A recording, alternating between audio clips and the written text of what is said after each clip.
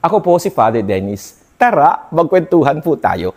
May natanong na kaibigan po natin, pang ilang obispo na po ba si Bishop Napoleon? Sagot, pang-apat na obispo ng Diocese ng Alaminos na natalaga dito sa ating diocese, sa Diocese ng Alaminos. Sino po ba yung iba? Ang pinakauna ay walang iba kundi si Bishop Jesus Cabrera sa taong 1985 hanggang sa 2007. Pagkatapos po niya ay si Bishop Marlo Peralta sa taong 2007 hanggang 2014.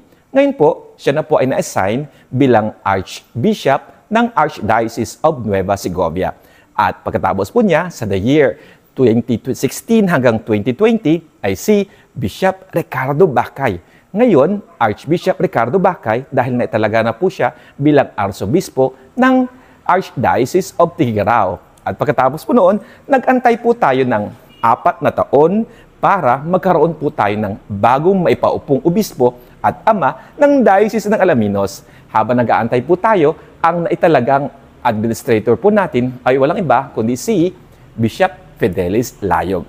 At dahil meron na po tayo na italagang bagong obispo, ang pang-4 na obispo na si Bishop Napoleon Sipala Jr., si Bishop Fidelis Layog po ngayon ay uuwi sa kanyang orihinal na tahanan sa Archdiocese of Lingayen, Dagupan. Kaya si Bishop Napoleon Sipala Jr. ang pang-4 na obispo na inatalaga dito sa Diocese ng Alaminos. Thank you po!